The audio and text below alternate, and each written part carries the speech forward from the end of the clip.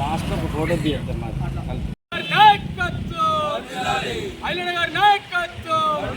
రేవంత్ రెడ్డి గారి నాయకత్వం, కోమటిరెడ్డి వెంకటరెడ్డి గారి నాయకత్వం, సోనియా గాంధీ గారి నాయకత్వం రావాలి రావాలి.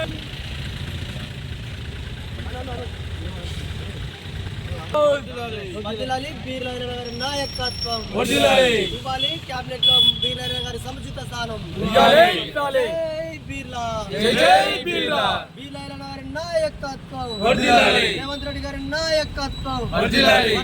కోమటిరెడ్డి వెంకటరెడ్డి గారి నాయకత్వం. ముద్దుబిడ్డ మన బీర్ల గారికి మంత్రి పదవి ఇవ్వాలని రేవంత్ రెడ్డి గారిని, అట్లే కోమటిరెడ్డి వెంకటరెడ్డి మంత్రి గారిని, సీతక్క మంత్రి గారిని, పొంగిరెడ్డి శ్రీనివాసరెడ్డి గారిని, జూపల్లి కృష్ణారావు గారిని, అట్లాగే ప్రతి ఒక్కరిని మన బడుగు బలైన వర్గాల ఆశాజ్యోతి మన బీర్రాయిలన్న కరోనా కాలంలో కాంగ్రెస్ పార్టీ జెండా పట్టుకొని తిరిగి ఏ పని కూడా ఆధారపడకుండా నిలబెట్టిన వ్యక్తి, ప్రతి కార్యక్రమానికి ముందుండి బడుగు బలహీన వర్గాలకు ముందంజలో ఉండి నడిపిస్తూ ఇలా కాంగ్రెస్ పార్టీని ఆలేరు నియోజకవర్గ స్థాయిలనే కాకుండా ఇవాళ యావత్ తెలంగాణ ప్రజలు చూసినట్టుగా అరే బీర్రాయిలే అంటే ఈయన బడుగు బలహీన వర్గాల ముద్దుబిడ్డ, అరే మధ్య తరగతుల ఎంతో పేదరికలం పుట్టిన బిడ్డ ఇంతమందికి సాయం చేస్తుండని చెప్పి ఇలా అందరూ ఆశీర్వదించి ఇలా ఎమ్మెల్యేగా అసెంబ్లీకి పంపించడం జరిగింది. అటువంటి వ్యక్తికి మంత్రి పదవి ఇస్తే మా అందరికీ బడుగు బలహీన వర్గాలకు అందరికీ చేదోడు ఆదోడమే కాకుండా రేపు రాబోయే కాలంలో కూడా రేపు అందరికీ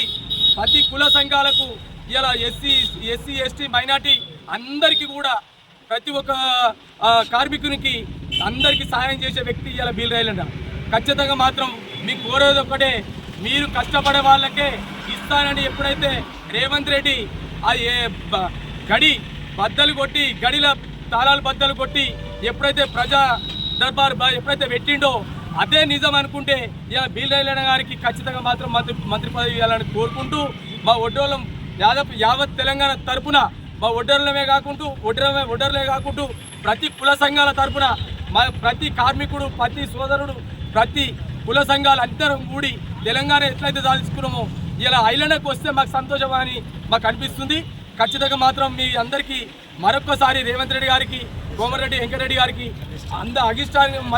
మంత్రివర్యులకు అందరికీ పేరున ధన్యవాదాలు చెప్తూ మేమైతే కోరుకున్నది ఒక్కటే, మాకు మాత్రం బీసీ బిడ్డ ఉన్నది ఒక్కడే, ఆ బీసీ నాయకునికి ఒక్కరికి ఇలా ఖచ్చితంగా మాత్రం మంత్రి పదవి ఇవ్వాలని కోరుకుంటూ అవకాశం ఇచ్చిన మీ పెద్దలందరికీ మరొకసారి